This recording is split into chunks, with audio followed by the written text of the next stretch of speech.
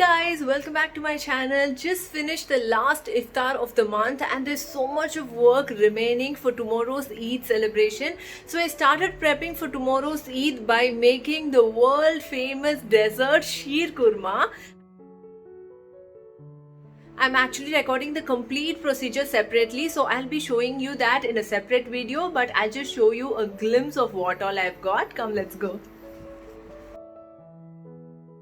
Okay, so the milk is boiling here for the sheer kurma, and then I have all the other ingredients here. Sheer kurma is full of nuts. It tastes amazing. You guys have to try it out. I'll post the recipe for you guys. So after making the sheer kurma, I have a ton of work like cleaning the house, keeping the clothes ready for tomorrow's prayers, and grooming myself a little if I have time. So there's a ton of work remaining, and unfortunately the AC is not working in my house today.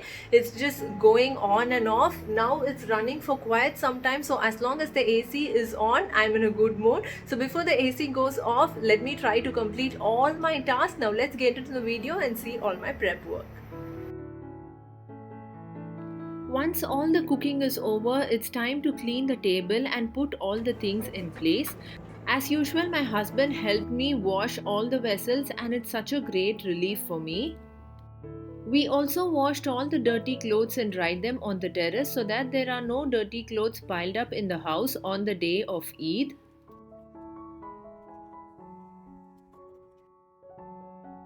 While we are busy with household works, I gave Ryan a few books and color pencils to keep him occupied.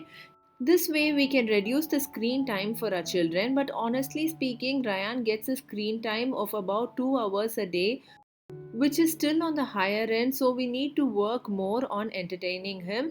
Since it is lockdown, we are not able to buy new toys or new educational materials for him. This is such a setback, and he resorts to watch cartoons. I have started to take some good effort on reducing his screen time and keep him occupied, and now it's much better. Hope it continues.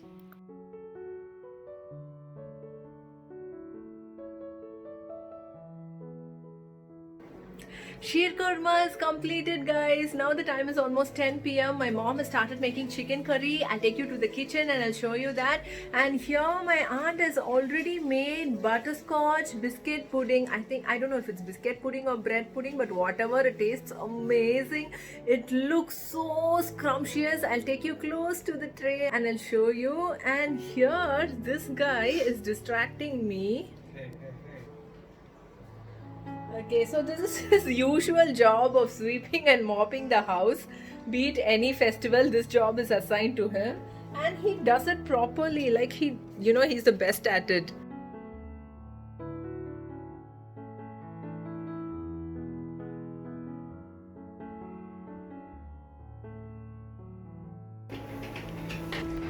Okay, so meanwhile, this is the butterscotch bread pudding.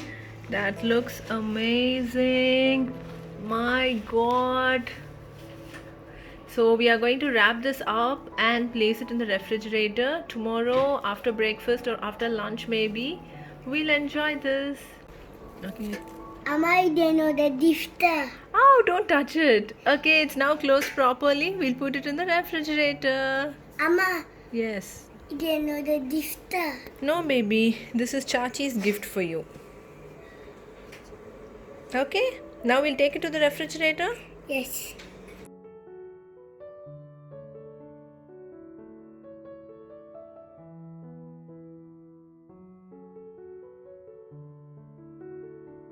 So we bought 2 kgs mutton for making 1.5 kgs of biryani. The mutton is kept outside to be marinated the previous day itself so that it turns out to be soft, and for today's dinner it's just Maggi since we had a very good iftar. Here we have 1 kg chicken which will be used to make chicken curry for tomorrow's breakfast. Chicken curry is a standard item in the menu for every Eid. Okay guys, the dessert part is over now. Only the biryani, the meat part and the curry part has to be made. So as usual, we bought mutton and chicken from Tender Cuts and we are going to marinate the mutton now. The chicken is already boiling. That's for tomorrow's breakfast, and it's mutton dum biryani for tomorrow's lunch. So that will be taken care by my dad. So now I've got some free time. So I'm going to use this time to remove some hair from my hands. There's some bit of hair growth on my hands. I'm going to appellate my hands now so that it looks clean for tomorrow's festival. So let's start appellating. Since it's locked down, there's no way you can go to a parlor for any event. I'm not a parlor person and I'm pretty comfortable with self-grooming. So today I'm going to show you the method that I use for hair removal.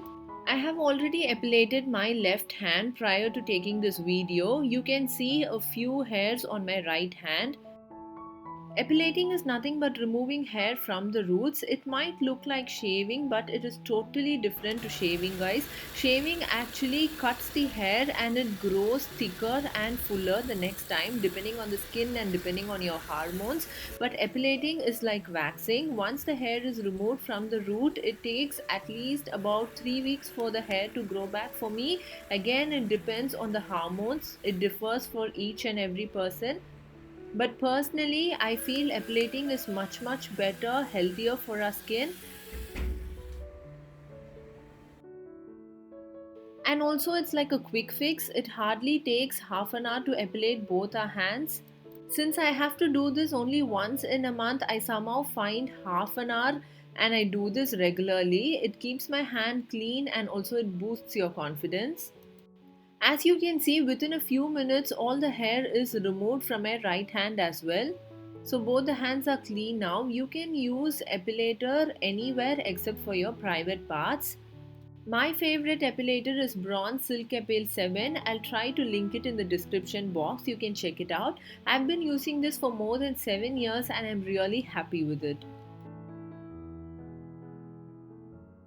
So one part of the grooming is done. I'm now going to show you a special Sri Lankan achar which we normally make for Eid.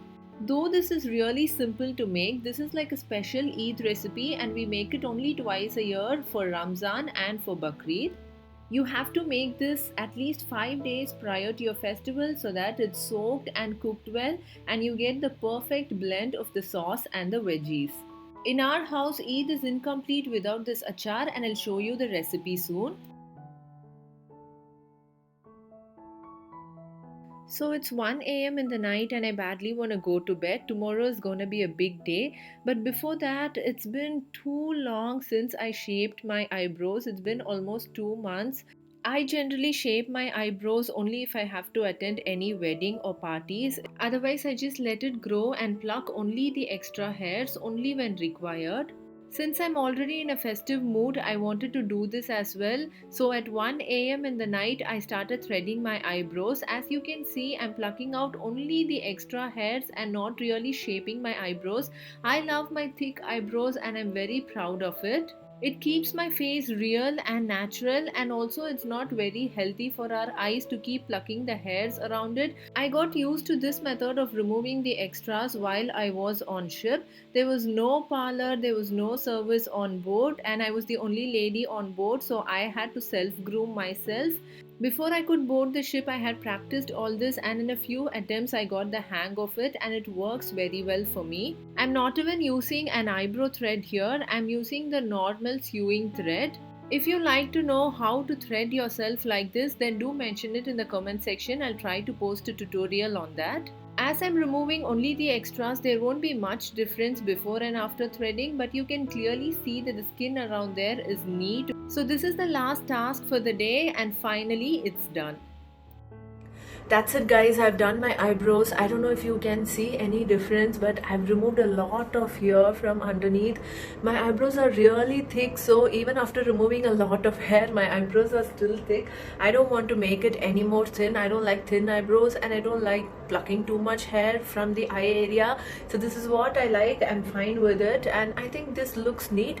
So all the grooming is done for Eid, and since I have tortured the skin a little, I'm applying castor oil just to soothe it. You can even apply aloe vera gel, but it's so late in the night, and if I apply aloe vera gel now, I might catch cold because you know it is too much of a cooling agent to be applied at midnight. And by the way, the time is now 1:30. Oh my god. So I have applied castor oil on my eyebrows. This is so good. And tomorrow morning I go to get up early and wash my hair, and for that I'm going to apply some castor oil on my scalp as well, because my hair is too dry and I cannot use shower on such dry hair. So this is the last part of the grooming. I'm going to apply some castor oil on my scalp, give it a light massage, and then braid my hair and go to bed. That's it, guys. I'm happy to have shared this vlog with you all. Thanks for watching and stay connected with me. Ramadan celebration vlog is coming up next, so make sure you are subscribed. See you again in another exciting vlog. Take care. Love you all. Bye bye.